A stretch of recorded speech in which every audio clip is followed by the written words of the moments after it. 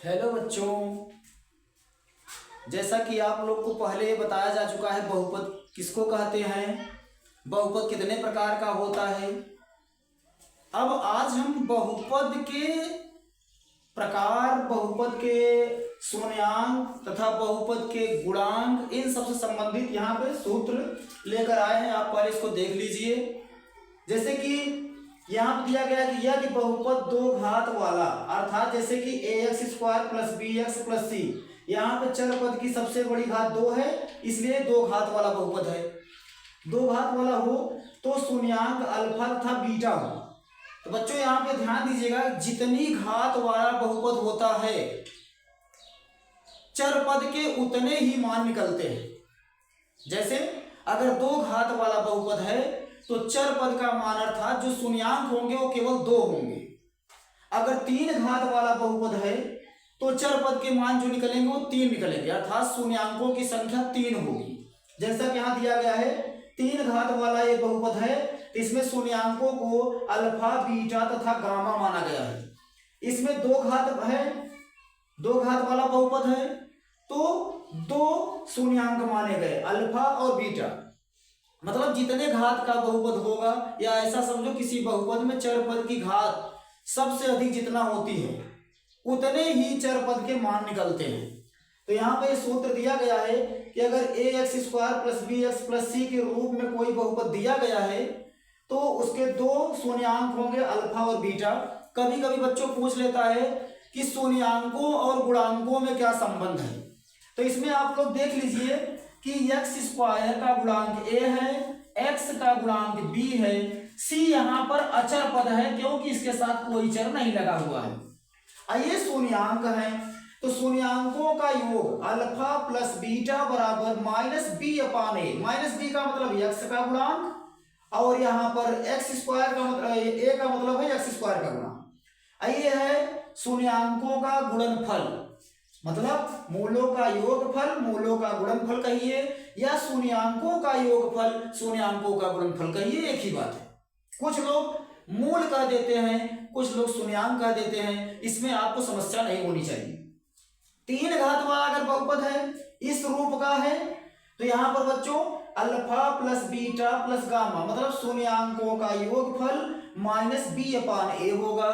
2 शून्यांकों के गुणनफलों का योग, 2 शून्यांकों के गुणनफलों का योग, देखिए 2 शून्यांक है, यहाँ भी 2 शून्यांक है, 2 शून्यांक है, गुणा हुआ है लेकिन बीच प्लस है, तो 2 शून्यांकों के गुणनफलों का योग c/a होता है।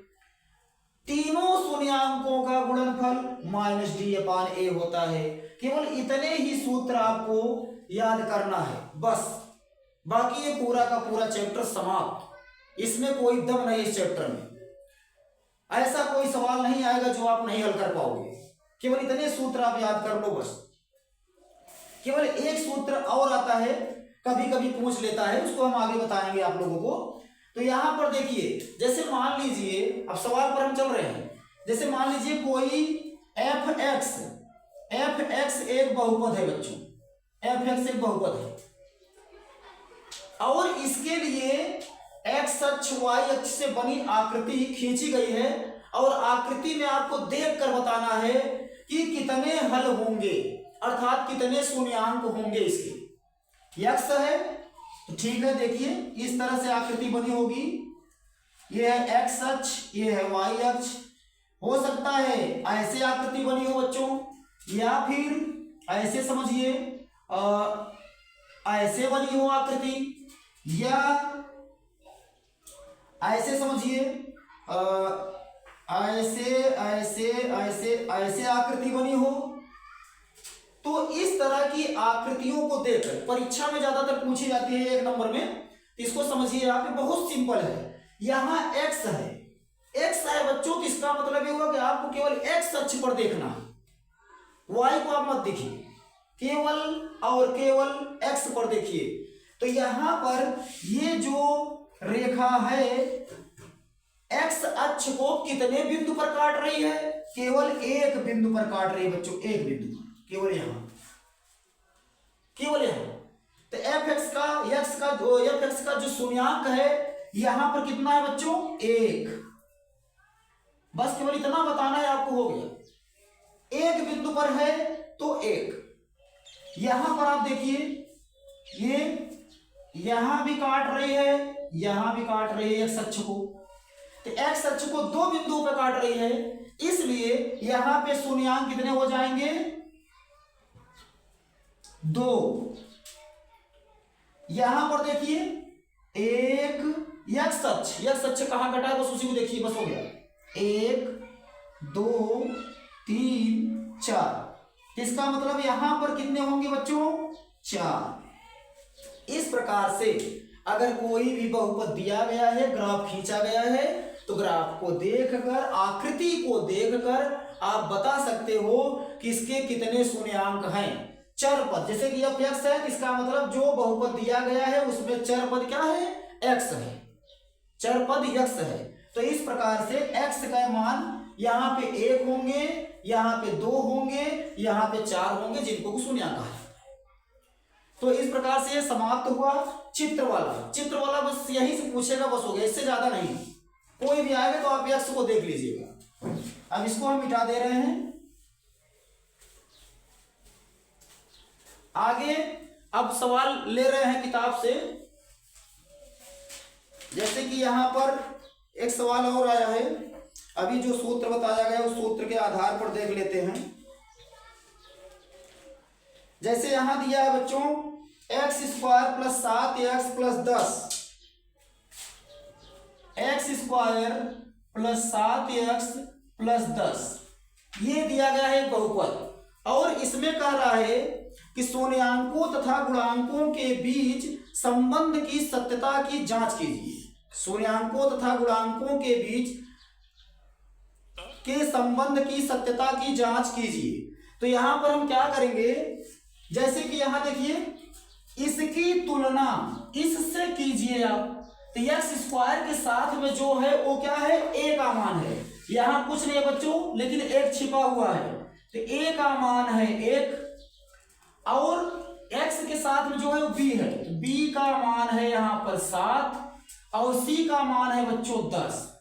इतना आपको पता है। शून्यांकों की बात कर रहा है, तो मैंने पहले बताया हूं कि अगर 2 घात का बहुपद है तो 2 शून्यांक होंगे। तब शून्यांकों को मैं मान रहा हूं अल्फा और बीटा, माना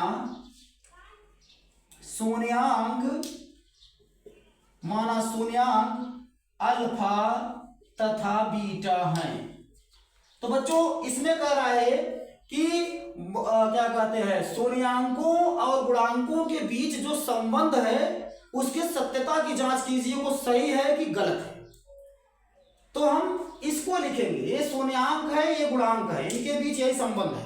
तो देखिए बच्चों अल्फा प्लस बीटा बराबर -b/a, अल्फा प्लस बीटा बराबर -b/a। अब यहां पर देखिए अल्फा प्लस बीटा का मान अगर हम निकालें तो उसका मान कैसे निकालेंगे, अब यहाँ पे हमको पता नहीं है। तो इसलिए बच्चों यहाँ पे सर्वप्रथम और उसके बाद यही हमको संबंध देखना है, और अल्फा इंटू बीटा बराबर c/a देखना है। ये चेक करना है हमको कि ये संबंध सही है कि गलत है। इसके लिए हमको करना क्या पड़ेगा, अल्फा बीटा का मान निकालना पड़ेगा। तो अल्फा बीटा का मान मैं यहां निकाल के बता रहा हूं, फिर इसके बाद इसी में रख दूंगा और देख लीजिएगा संबंध सत्य आता है कि नहीं आता है। तो देखो बच्चों इसको हम निकालेंगे कैसे, यहां पर x square plus 7x plus 10, इसका नियम यह है कि अचर पद का गुणा आप यहाँ एक्स स्क्वायर के गुणांक में कीजिए। तो एक्स स्क्वायर का गुणांक यहाँ क्या है, 1 है। अब जब 10 का गुणा जब मैं 1 में करूंगा तो 10 × 9 10 आ जाएगा। अब 10 का बच्चों हमको गुणनखंड करना है। 10 का गुणनखंड क्या होगा, जैसे 2 × 5, और यहाँ पे प्लस दिया है, इसका मतलब इन दोनों खंडों को जोड़ने पे बीच वाली संख्या आनी चाहिए। तो ठीक है कर दीजिए, 2 में 5 जोड़ेंगे तो 7 आ जाएगा, 2 में 5 जोड़ेंगे तो 7 हो जाएगा। तो चलिए इसको रख देते हैं यहाँ पर एक्स स्क्वायर, यहाँ 7 को स्पेशल हम लिखेंगे 2 + 5, ये आ जाएगा x + 10। अब बच्चों एक्स स्क्वायर प्लस, इस कोष्टक को खोल लीजिए, एक्स का गुणा कर दीजिए इसमें, 2x प्लस 5x प्लस 10। अब इन दोनों में देख लीजिए आप क्या दिख रहा है, x यहाँ भी है, x यहाँ भी है, x को कॉमन ले लो तो कोष्टक में क्या बचेगा, एक x यहाँ बच गया, प्लस यहाँ पे बचा 2, और इसमें बच्चों 5 कॉमन है तो क्या बचा, x प्लस 2।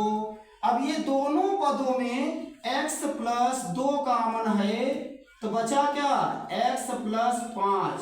तो ये क्या है, बहुपद का मान है बच्चों, आपको बताया गया है ये क्या है, बहुपद का मान है। और शून्यांक किसको कहते हैं, x का वह मान जो बहुपद को शून्य कर दे, x का वो मान जो क्या करे, बहुपद को शून्य कर दे।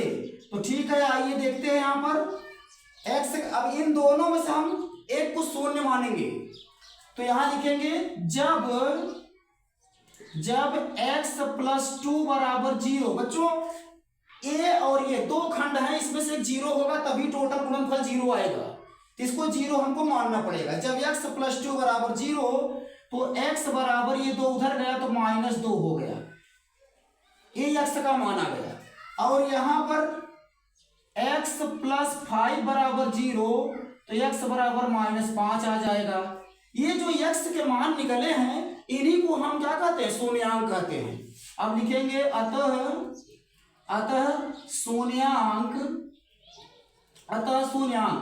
अल्फा बराबर मान लीजिए बच्चों -2, बीटा बराबर मान लीजिए -5।